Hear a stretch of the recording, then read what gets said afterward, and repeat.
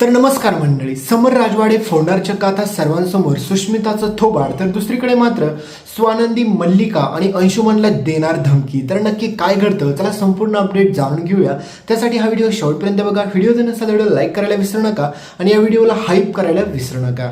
तर समरने वाजवली चक्क आता सुष्मिताच्या कानाखाली, पण त्याच्या पाठीमागचं कारण नेमकं काय? तर तुम्ही पाहिलंच असेल मित्रांनो की ह्या सुष्मिताने आत्तापर्यंत आपल्या स्वानंदीला एवढं टॉर्चर केलेलं असतं की सांगायलाच नको. कारण की आपली स्वानंदी, सुष्मिता आपली छोटी बहीण आहे म्हणून तिची सगळी काही काळजी घेत असते आणि तिची काळजी पण करत असते. पण मात्र ह्या सुष्मिताने आता हद्द पार केलेली असते. कारण की अंशुमन सुष्मिताच्या मनामध्ये अशा गोष्टी भरवतो की त्याच्यानंतर ही सुष्मिता तिची सगळी हद्दच पार करून टाकते. म्हणजेच मित्रांनो, अंशुमन सगळ्यात पहिलं तर आता तुम्ही माहितीच आहे की पाठीमागे काय झालं. अंशुमन आणि सुष्मितासाठी जे काही ग्रँड रिसेप्शन ठेवलं होतं तुम्ही पाहिलंच असेल. पण त्या रिसेप्शनमध्ये सगळ्यात महत्त्वाची गोष्ट म्हणजे सगळ्यात मोठी घटना घडलेली असते. कारण तुम्हाला माहितीच आहे की आपल्या स्वानंदीवरती खोटा आरोप लावलेला असतो आणि त्याच्यानंतर समर राजवाडेने कशाप्रकारे सगळ्यांची बोलती बंद करून स्वानंदीची साथ दिली तुम्ही पाहिलंच असेल. पण तेवढीच गोष्ट होऊन राहिलेली नसते. कारण की सगळ्यात महत्त्वाची गोष्ट तर ही असते की आता अंशुमन आणि सोबतच मात्र मल्लिकाला वाटते की त्यांनी हा डाव जिंकला आणि ते आनंद सेलिब्रेट करत असतात. कारण की त्यांना वाटतं की फायनली आपल्याला जे हवं होतं ना ते आपण मिळवलंच. कारण की आपल्याला एकच गोष्ट महत्त्वाची आहे की सुष्मितामध्ये आणि सोबतच मात्र स्वानंदीमध्ये भांडण लावून द्यायचं आणि आपण फक्त बघत राहायचं. कारण की या स्वानंदीला खूप गर्व होता ना स्वतःवरती, तर आता कशाप्रकारे तिची बहीणच तिची जिरवते हे पाहून मात्र मल्लिकाला प्रचंड आनंद झालेला असतो. तर समर राजवाडे आता स्वानंदीला परकेपणाची जाणीव न होऊन देण्यासाठी समरने स्वानंदीला शब्द दिलेला असतो की तुमच्यावरती माझं जीवापाड प्रेम आहे आणि तुम्हाला कोणत्या जरी संकटामध्ये माझी गरज लागली आणि कुठे जरी काही जरी झालं तरी मी तुमच्यासाठी कायम तुमच्या बाजूने उभा राहील. तर हे सगळं ऐकून स्वानंदीला पण बरं वाटलेलं असतं. पण बिचाऱ्या स्वानंदीला माहीत नसतं की तिची बहीण एवढ्या खालच्या थराला जाईल पुढे जाऊन. कारण की अंशुमन सुष्मिताला सांगतो की ह्या घरावरती तुला माहिती आहे का सगळ्यात जास्त राज कोणाचा आहे आणि ह्या घराचा खरा वंशच कोण आहे ते. तर त्यावेळेस मात्र सुष्मिता म्हणते की मला नाही माहिती की ह्या घराचा खरा वंशच कोण आहे. तर दुसरीकडे मात्र सुष्मिताला हा पण प्रश्न पडलेला असतो की अंशुमन ऑफिसला का जात नाही आणि ह्या घरामध्ये त्याला एवढं महत्त्व कोणी का देत नाही. तर त्यावेळेस मात्र अंशुमन आता सुष्मिताला खोटं सांगतो आणि म्हणतो की ह्या घराचा खरा वंशज मी आहे आणि समर राजवाडे हे खोटे वंशज आहेत. त्याच्यामुळे तरी देखील मला ह्या घरामध्ये तेवढा मान दिला जात नाही. तर आता सुष्मिता हाच सगळा प्रकार आता आपल्या समोर आणि स्वानंदीसमोर घेऊन येणार आहे. म्हणजेच ही महाबाली सुष्मिता तुम्हाला मी स्टार्टिंगपासून सांगतोय. कारण की हिच्यात थोडी पण अक्कल नाही. ही फक्त दुसऱ्याच्या गोष्टी ऐकते आणि ते डायरेक्ट सगळ्यांसमोर जाऊन सांगते किंवा त्याच्यावरती काही ना काही ॲक्शन घेते. तर स्वानंदीला असं वाटतं की पाठीमागे जे रिसेप्शन झालं त्यामुळे सुष्मिताला खूप वाईट वाटलं असेल तर तिची जाऊन माफी मागावी आणि तिला इथून पुढे असं काय होणार नाही याची जाणीव करून द्यावी. पण हे सुष्मिताच्या डोक्यात आता भलतेच विचार येत असतात.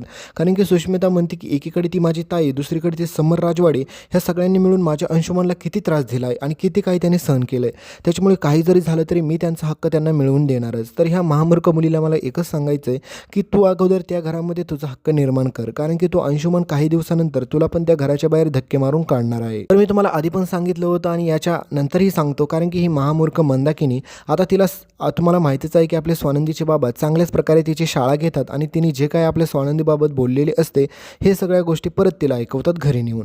तर हे सगळं झाल्याच्या नंतर मात्र अधिरा देखील सांगत असते की असं नंदुताईला बोलायला नको हवं होतं आणि नंदुताई तुमची सावत्र मुलगी असली म्हणून काय झालं. कारण की सुष्मितापेक्षा जास्त प्रेम तुमच्या सगळ्यांवरती मात्र आपल्या नंदुताईचंच आहे. आणि हे सगळ्या गोष्टी ऐकल्याच्या नंतर मात्र सगळ्यात मात्र महत्त्वाचं म्हणजे ह्या मंदाकिनीला एवढा राग येतो. मंदाकिनी म्हणते की त्या स्वानंदीचं नाव पण या घरात घेऊ नका. कारण की तिने आज माझ्या मुलीचा सगळ्यांसमोर अपमान केला आहे. त्याच्यामुळे ही गोष्ट आम्ही कधीच विसरू शकणार नाही.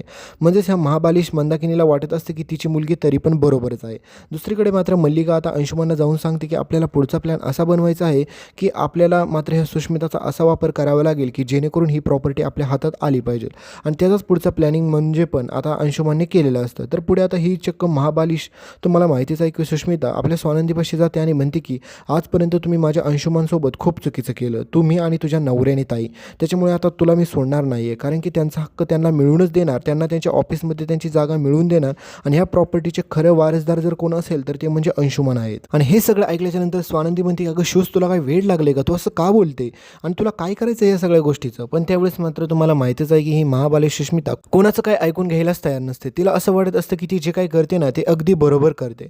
दुसरीकडे समर राजवाडे म्हणतात की आता स्वानंदी मॅडमला खूप सारा त्रास सहन करावा लागला, त्याच्यामुळे त्यांना कुठेतरी बाहेर घेऊन गेलं पाहिजे. कारण की आधीच खूप सारे घरात प्रकरण घडले, त्याच्यानंतर मात्र त्यांच्या मनावरती कोणताही त्रास आणि ताण नको. त्याच्यामुळे आता स्वानंदीला देखील आता तिला काहीतरी पीस भेटली पाहिजे, त्यासाठी आपण तिला थोडंसं बाहेर फिरायला कुठेतरी घेऊन जाऊया असं समर राजवाडेंना वाटत असतं. तर आता सगळ्यात महत्त्वाचा मुद्दा म्हणजे आता ही मल्लिका देखील सुष्मिताच्या कान भरवते आणि सांगते की ह्या घरामध्ये आजपर्यंत समरने खूप राज्य केलं. तू पाहिलंच असेल की कसं सगळ्या प्रकारे आमच्या घरात आम्हाला कोणीही महत्त्वाचं मानत नाही. कारण की तू पाहिलंच असेल की कशाप्रकारे माझ्या मुलीला म्हणजेच आमच्या आप्पीला ह्या घरासाठी तिने एवढं काय काय केलं सांगायलाच नको. तिला देखील समर आता नीट बोलत नाही. फक्त तुला माहीतच आहे ना त्या स्वानंदीमुळे. कारण की स्वानंदीने समरच्या मनामध्ये असले काय काय गोष्टी भरवलेत की सांगायलाच नको. आणि तो समर पण आमच्यावरती खूप सारा अन्याय करतो. म्हणजेच तू पाहिलं असेल की या घरामध्ये ना मला महत्त्व आहे, ना माझ्या मुलाला महत्त्व आहे, ना माझ्या मुलींना महत्त्व आहे आणि खास करून तर माझ्या सोनेला महत्त्वच नाही आहे.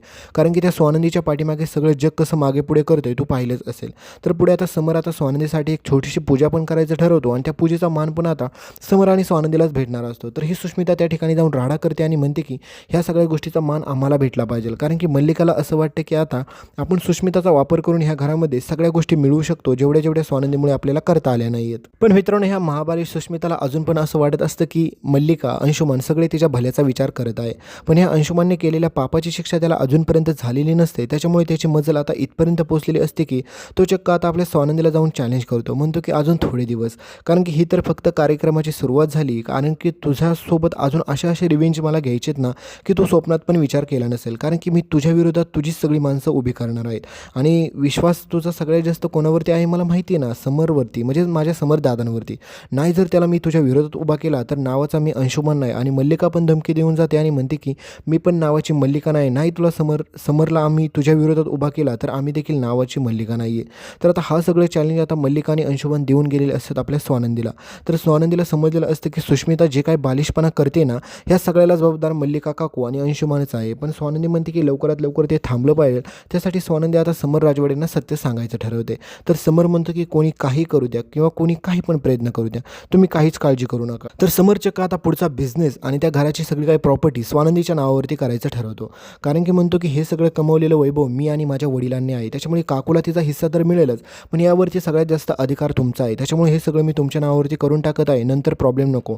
आणि तुम्हाला माहितीच आहे की आपली आजी देखील म्हणते की काही जरी झालं तरी सगळी काही प्रॉपर्टी आणि वैभव हे आता मी जास्त काळ सांभाळू शकत नाही, त्याच्यामुळे पिंट्याच्या बायकोच्या नावावरती हे सगळं करून टाकूया.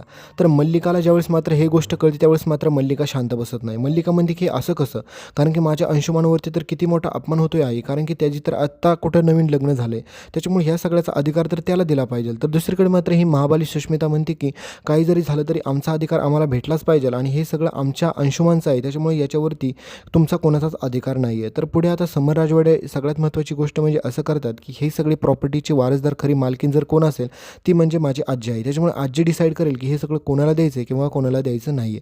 तर आता तुम्हाला माहितीच आहे की आजी ते सगळं देणार कोणाला असते. आता काही जरी झालं तरी मल्लिका म्हणते की त्या म्हातारीकडून आपण ती सगळी प्रॉपर्टी आपल्या नावावरती करून घेतलीच पाहिजे. तर पुढे सगळ्यात महत्त्वाचा ट्विस्ट तर हाच आहे की आता प्रॉपर्टीसाठी यांच्यामध्ये भांडण होतं. तर समर राजवाडे म्हणतात की हे सगळं आमचं आहे, त्याच्यामुळे आम्हाला कोणाला द्यायची किंवा कोणाकडून घ्यायची गरज लागणार नाही. पण मल्लिका म्हणते की हे सगळं वैभव ना समर तू एकट्याने उभं नाही केलं, तर तुझ्या पाठीमागे मी पण होते, कारण की तुझे वडील गेल्याच्या नंतर सगळं मी केलेलं असतं. आणि मित्रांनो, स्वानंदी शोधून काढते की समरच्या आई वडिलांना कोणी मारलेलं असतं. तर यामध्ये मल्लिकाचा चेहरा सामील असतो. तर बघूया नेमकं पुढे काय घडतं, कशा प्रकारे काय काय गोष्टी घडतात. तर पुढच्या अपडेट जाणून घेण्यासाठी चॅनलला सबस्क्राईब करा, सोबतचं बेल नोटिफिकेशन ऑन करायला विसरू नका.